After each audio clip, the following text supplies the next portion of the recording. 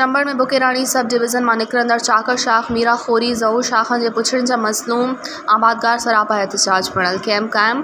आबादगार मौला बख्श लगारी अमीर बख्श रिंद अमानुल्लाह ऐं ॿियनि चयो त जेसिताईं पाणी नथो मिले ओसिताईं एहतजाज जारी रहंदो। इन्ही हवाले सां वधीक तफ़सील ॿुधाए रहियो आहे चंबड़ खां अवामी न्यूज़ जो रिपोर्टर फिदा बलोच पंहिंजी हिन रिपोर्ट में।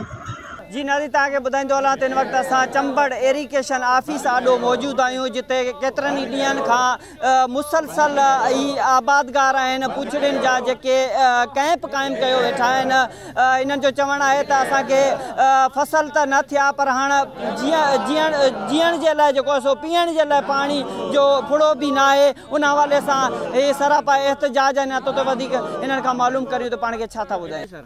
पानी जी हथरादू खोट है, सीधी सही ॻाल्हि आहे। पानी जो वेकिरो आहे, उन जे करे पुछड़ मंझि असां वटि पीअण जो पाणी कोन्हे, जीअण जो पाणी कोन्हे। असीं आहियूं तक़रीबन मुसलसल 28 ॾींहं असांखे थी आहिनि एहतजाज कंदे। प्लस मंझि असांखे 9 ॾींहं कैंप लॻी आहे पर न कंहिं इरीगेशन जे अमलदार न कंहिं चूंडियल नुमाइंदे या सिंध गवर्नमेंट कंहिं क़िस्म जो को नोटिस बि कोन वरितो आहे। असीं आला इख़्तियारनि खां अपील था कयूं, सुप्रीम कोर्ट ऑफ पाकिस्तान खे अपील था कयूं त तव्हां जे पंहिंजनि कयल फ़ैसिलनि ते अमल करायो। सिंध हाई कोर्ट खे था अपील कयूं त तव्हां जेको 2017 में जेका जुडिशनल मजिस्ट्रेट मुक़ररु कई तव्हां उन्हनि खे भलाई करे उन पंहिंजे कयल फ़ैसिले ते अमल कराए असां पुछड़ जे आबादगारनि सां इंसाफ़ करे असांखे पीअण जो जीअण जो पंहिंजो बुनियादी हक़ पाणी ॾियो कंदा था अचूं। पर हिते अफ़सोस आहे त इरीगेशन डिपार्टमेंट में गुंगा ऐं ॿोड़ा आहिनि जेके ही असांजूं दाहूं नथा ॿुधनि। हुननि खे अखियुनि ते कारियूं पटियूं ॿधल आहिनि। खुदारा इहे कारियूं पटियूं लाहे असांखे ॾिसो त असां सां मुआशी क़तल असांजो थी रहियो आहे।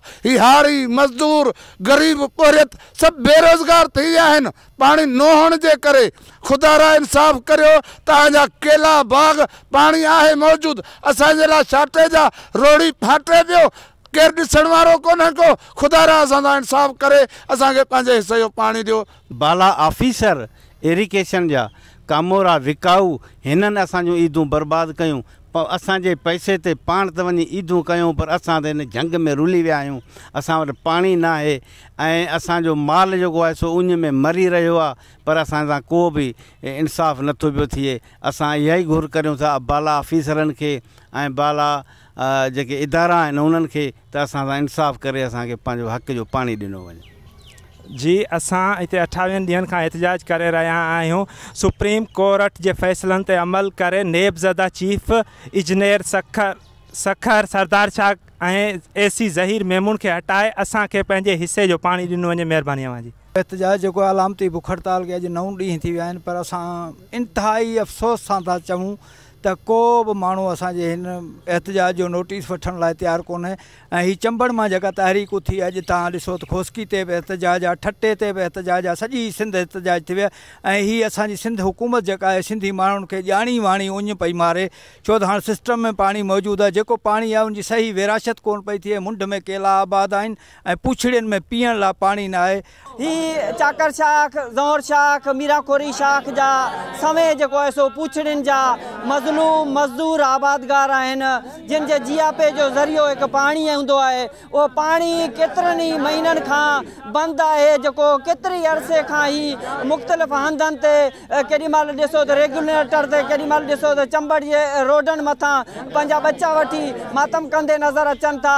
हिन वक़्तु बि जेको आहे सो मुसलसल 9 ॾींहं खां इरीगेशन ऑफिस आॾो ही पंहिंजो जेको आहे सो कैंप क़ाइमु करे वेठा आहिनि पर अफ़सोस सां चवणो थो पवे त चूंडियल नुमाइंदनि खां वठी आपाशी अमलदारनि जे कन ते जूं न सुरी। हिन वक़्तु बि सरापा एहतजाज बणियल आहिनि। हिननि जो इहो ई मुतालबो आहे त खुदारा असांजे GIP जो ज़रियो पाणी आहे इहो पाणी असांखे ॾिनो वञे ताकी असांजा जेके मासूम बच्चा आहिनि उहे हिन उञारनि ऐं हिननि दावनि खां बची सघनि। कैमरामैन कामरान सिद्दीकी सां गॾु फिदा बलोच चंबड़। मज़ीद ख़बरनि ऐं तफ़सीलात लाइ विज़िट कयो असांजी वेबसाइट www.awamiNewsHD.com ऐं ॾिसंदा रहो अवामी न्यूज़ HD।